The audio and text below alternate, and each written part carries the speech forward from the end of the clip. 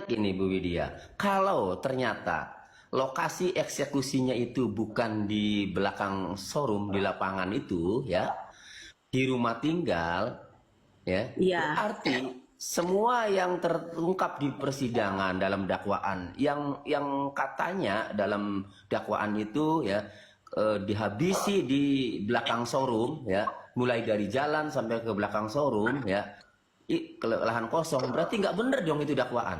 Nggak benar. Jadi begini Pak, itu Pina itu diajak, dijemput ya. Ada estafet penjemputan Pak. Yang pertama penjemputannya itu cewek dulu ya. Ada estafet penjemputan. Tapi Pina dibawa ke rumah. Rumah itu tempat tongkrongan-tongkrongan yang namanya para geng motor itu. Nah kemudian ya pokoknya dilakukan lah semuanya pada bergilir. Nanti ada salah satu yang telepon Bapak Rudiana. Bapak Rudiana datang. Hmm. Bapak Rudiana datang, Pak. Ketika itu. Terus, Nah itu, jadi ya bagaimana-gimana lah cara membuangnya Vina ini ke sini gitu. oh jadi Itu kan Rudiana datang setelah dieksekusi setelah korban itu. diskusi, ya betul.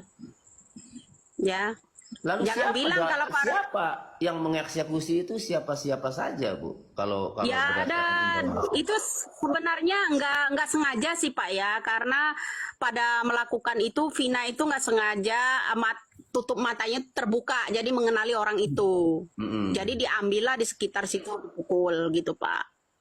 Jadi sebenarnya nggak ada niat. Sebenarnya mereka tuh mau bikin pelajaran aja buat yang namanya Vina. Gitu tadinya niatnya. Seperti itu. Jadi Kalau ke Eki, terlanjur. kalau ke Siapa? Eki, Yang mana? kalau ke Eki, iya, Si itu. Eki. Ya kalau ke Eki ada niat nggak untuk dihabisi? Enggak. Enggak, itu semuanya refleks, Pak. Jadi kalang kabut mereka setelah Eki. Pina belakangan ya, Pina belakangan meninggalnya. Tapi Eki lebih dulu. Kayak Oke. gitu. Nah, Begini, lebih bukan Bu. matinya ya Pak, yang dipukulin lebih dulu sama ya apa namanya Vina, yang menyaksikan kan Eki. Nah Eki kena pukul juga akhirnya di situ. Nah untuk selanjutnya hanya Pina saja yang dibawa, tapi jenazah Eki tidak diperlihatkan. Itu yang membuat saya curiga. Hmm. Iya, Iya, iya. jenazah Pina aja yang di situ, tapi Eki nggak diperlihatkan. Seperti itu pada saat pengangkatan ya kan, dia apakah itu pingsan, apakah itu dia itu udah langsung nggak ada gitu, seperti itu Pak. Oke, berarti motifnya apa ini Bu? Kalau informasi entah benar atau tidak ya ini ya, kita disclaimer Bu ya. Saya sebagai pengacara itu harus mengedepankan asas Hati-hati. praduga tak bersalah ya Bu ya. Iya. Sehingga saya mengatakan begini, informasi ini bisa benar bisa tidak, kan itu Bu ya.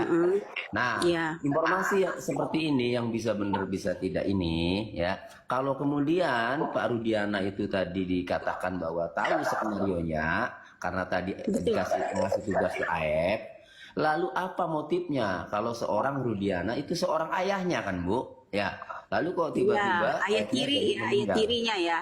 Iya, motivasinya tuh apa? Motifnya tuh. Nah itu dia yang menjadi pertanyaan di situ kita, motivasi Pak Rudiani apa gitu. Kan diawali dari masalah narkoba itu ya Pak ya. Jadi seperti itu. Itu diawali semuanya dari narkoba ya Pak. Itu yang saya tahunya itu Apakah berjarak hanya beberapa bulan dari penangkapan narkoba itu. ya yang di Itu Pak. Pelabuhan Cirebon itu? Betul. Hmm, Seperti itu. Nah, salah iya. satunya kunci yaitu cuman AF satu ditangkap ini AF. Dia selalu diiniin ya, selalu memberikan keterangan palsu. Nah, CCTV, ya masih ada satu lagi yang ketinggalan loh Pak. CCTV jangan sampai hari ini diminta ya CCTV yang di Indomar itu yang 2016. Kejadian dari jam dan jamnya. Masih ada, kita masih bisa memperkuat ya, melihat pada saat motor itu kan nggak sendiri, dia kan narok kejadian pada saat di depan SMP itu tentang keributannya. Nah, jadi Iya. di situ itu ada petunjuk pertama Pak melalui CCTV Indomar. Ya, Iya. di situ aja. Ya, ya mudah-mudahan sih Bapak Kapolda ya mendengar ini ya sebagai masukan. Begini ya, dulu Polda Jawa Barat ini membuka hotline pada saat Peggy Setiawan ditangkap, kemudian menghapus 2 DPO-nya ya, kemudian membuka hotline, artinya meminta masukan masyarakat. Tapi berbagai masukan masyarakat, netizen ya, itu kan sepertinya tidak dihiraukan.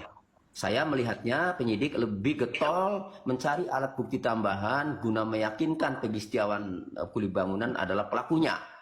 Nah, Ya, sekarang setelah bebas ya, maka tidak ada lagi ya yang menjadi yang disidik, tidak ada lagi karena Peggy Setiawan sudah bebas.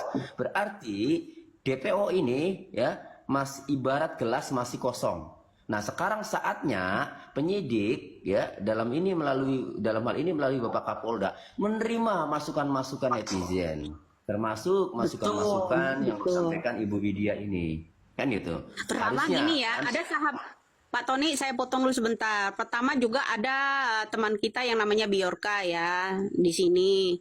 Orang-orang ini kalau memang Kapolda ya istilahnya menerima masukan dari netizen ya, mengamati netizen-netizen ini ya, itu sebenarnya bagus. Karena apa? Salah satu teman kita Biorka itu dia akan melalui ya caranya, diantaranya CCTV bisa menampilkan, nah seperti itu. Ya apa salahnya Bapak Kapolda Jawa Barat itu ya menerima masukan seluruh netizen ini gitu, ya, dilihat. dan harus karena tidak ada alasan karena Peggy Setiawan udah bebas, berarti kan Bapak Kapolda lakukan penyelidikan mulai dari nol, ya. Iya Karena betul, begini, kenapa sih saya katakan Bapak Kapolda ini harus menyelidiki dari nol? Berdasarkan BAP Rudiana yang saya dapat waktu tahun betul. 2016, Iya, Bapak Rudiana ini mengamankan 7 pelaku ya berdasarkan informasi dari AEP ya, itu tanpa adanya alat bukti, tanpa adanya bukti-bukti bahwa 7 orang itu melakukan tindak pidana, belum dilaporkan ke polisi, belum melalui penyelidikan, belum melalui penyidikan. Dalam KUHAP ya, dalam KUHAP Pak, ya hukum KUHAP. Kalau menangkap orang tersebut ya, penyidik atau polisi harus mempunyai 2 alat bukti. Ada bukti permulaan di mana orang tersebut melakukan tindak pidana, kecuali tertangkap tangan. Ini tidak tertangkap tangan. Kejadian tanggal 27 Agustus 2016. Baru ditangkap oleh Pak Rudiana itu ya tanggal 31 Agustus 2012 jam 12 siang berdasarkan informasi dari AEP. Artinya kalau tidak tertangkap tangan harusnya dilakukan penyelidikan dulu, lapor polisi dulu dong. Ini sih enggak, berdasarkan BAP yang saya terima ya, Pak Rudiana ini menangkap dulu 7 orang itu karena kalau Rivaldi kan udah di dalam satu nih. Menangkap dulu 7 orang itu berdasarkan informasi dari AEP, kemudian diinterogasi ya, kemudian baru dilaporkan jam 6:30 malam. Dengan jawaban pada nomor 5 dalam BAP-nya, penyidik menanyakan, siapa saudara tahu pelaku, identitas para pelaku. Disebut langsung secara gamblang oleh Pak Rudiana dalam jawabannya. Adapun pelaku pembunuhan Pina Eki ini adalah 1 kan, Eko Ramadhani, 2 bla bla, terus sampai 11 orang. Bayangkan Pak Rudiana tidak mengetahui langsung, tidak berada di TKP, bahkan dia tahunya dikabari oleh anggotanya ya. ya itu anggotanya salah satu namanya. Anggotanya salah satu namanya yang saya tahu itu Ibtu Hasan ya Pak, kala itu